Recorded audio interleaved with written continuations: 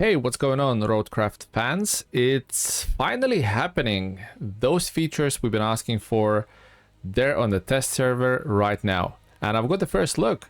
From long-awaited tools to game-changing tweaks. This could be the biggest update yet. Let's dive into it. For months, Roadcraft players have been saying it. The game just isn't hard enough. Well, the devs finally listened. Hardmode is here on the public test server, and it's not just one change, it's a complete overhaul. We're talking fuel management, immersive UI, tougher convoys, realistic gearboxes, brutal economy tweaks, higher vehicle costs, expensive bridge building, restricted recovery rules, I'm running out of breath here, and even smaller quarry zones. This is the Roadcraft challenge we've been waiting for, and it might just break you. So let's talk about them all individually. Let's talk about all of them individually. First up, fuel. Oh my god, we've been asking for this from the get-go. Sure, it's a choice, so you can enable it or you can disable it. Those who are not the advocates of having the fuel in the game and the game is just hard enough or chill enough for them as it is, fine, leave the fuel disabled. But for us hard mode fans, we wanted a bit more challenge, a bit more money management in the game. The fuel is here in the hard mode.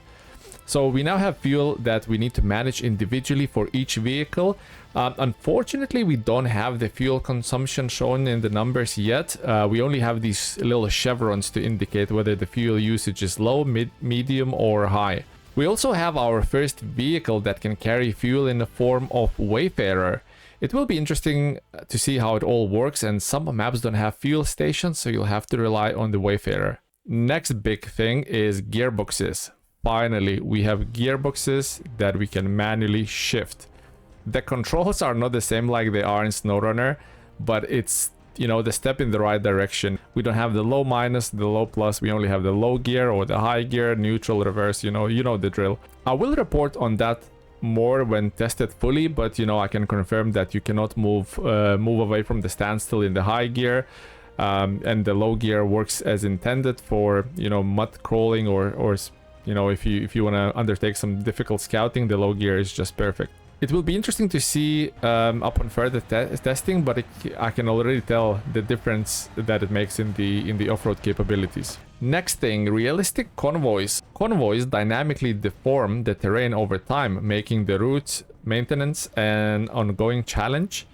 Neglect the routes and they may become impassable. So basically all of these options are a toggle. You can either leave them on or off, so you can make this game as difficult as you want it to be or as easy as you want it to be. And by devs giving us that choice, it's a massive step in the right direction. So economy modifiers is basically a setting where you can get the missions to have bigger payouts or smaller payouts. So basically it's an additional layer of difficulty if you want to enable that.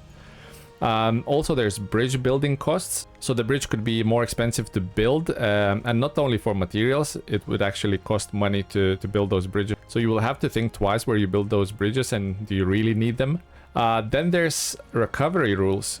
So obviously recoveries back to the depot will cost money now. You can set them to tough, hard or impossible, costing respectively 1,000, 5,000 or 10,000 to recover to FOB.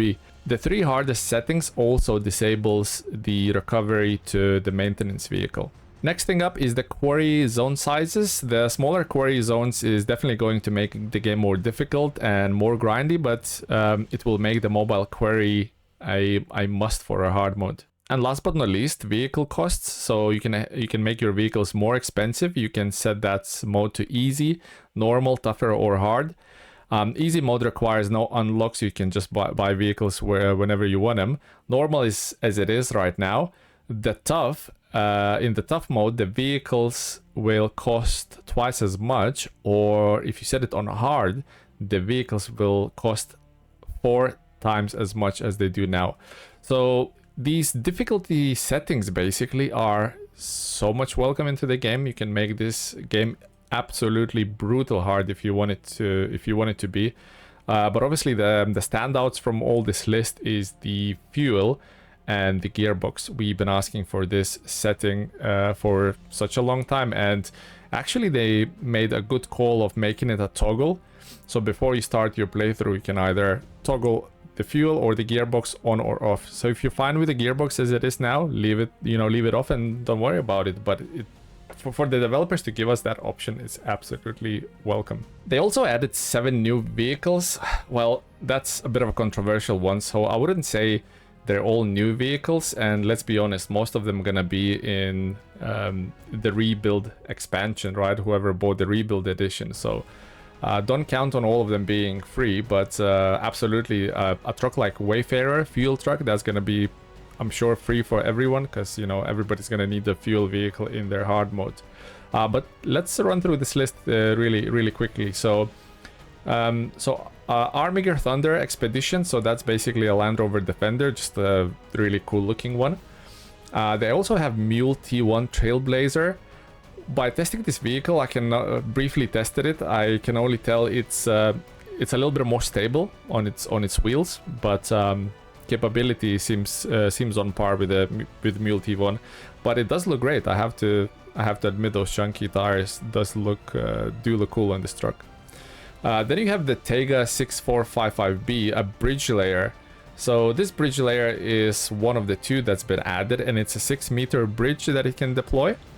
Then you have the Tuz 119, which is a Rusty Scout. I don't know how I feel about this one. Seems a little bit Toys for Us edition, but some of you might like it. I don't, I quite clearly I don't blame you for that. Each to their own. And then you have 2 versions of Vostok Ant, Vostok MU97 Ant, and obviously a rusty version and a normal version. So that's what I mean by saying 7 new vehicles. They're all kind of in the game already. But anyway, this is also a bridge layer, but this time it's double the size. 12 meter is the deployable length for this bridge.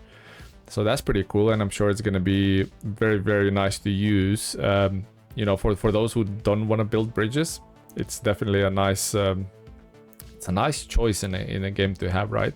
Also, you have 2 new maps, and I'm sure both of these maps will be in the rebuild edition, so it's not going to be free for everyone, but let's have a look at them briefly. So contamination map description is: the train was transporting chemicals when sudden seismic activity led to the soil collapse. The subsequent hazardous spill threatens the environment in the area, and you are tasked with mitigating the damage. This mission involves both direct intervention like scouting and removing chemical waste, and indirect assistance with water purification process. So that sounds pretty cool, and I've driven around this map for a little bit, and it feels, we're back, boys. We're certainly back. It feels like Mudrunner / Snowrunner kind of map. It's really cool. I like it. I'm sure you'll dig it as well. And then we have the washout, and the description for this map is: after the recent incident at the dam, the large part of the water reached the nearby swamp where multiple drilling sites are located. With the already difficult task of setting up the rigs in a swamp now complicated by a rising water level, the workers were evacuated while most of their equipment was left behind.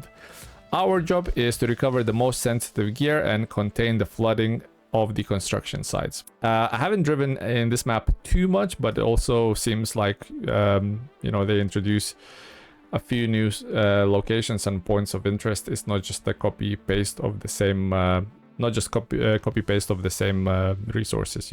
So yeah, boys and girls, they definitely been cooking on the quiet on this one.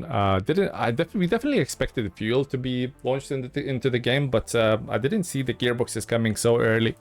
Bear in mind, everything I spoke to, as I mentioned before, is on PTS, so few things are subject to change, and I'm sure they will be tweaked, but yeah, all of this is definitely coming. And if you have the rebuild edition, obviously quite a bit of a tasty content is coming your way. So this is it. This is my attempt of keeping you in the loop. Hopefully these news are super exciting for you. Let me know in the comments down below whether you're going to be using the gearbox and the fuel, whether you're going to toggle them on for your hard mode playthrough. But I'm certainly looking forward to check that out and playing the game in a harder way, because I definitely found the game a little bit too easy. SnowRunner had its challenges in terms of like good kind of challenges. The game challenged you constantly. But yeah, I don't know. Roadcraft's been a little bit too easy, so I'm looking forward to spice things up with it. But yeah, that's about it. Enough of me mumbling, jumbling. Thank you very much for watching, guys, and I'll see you in the next one. Take care.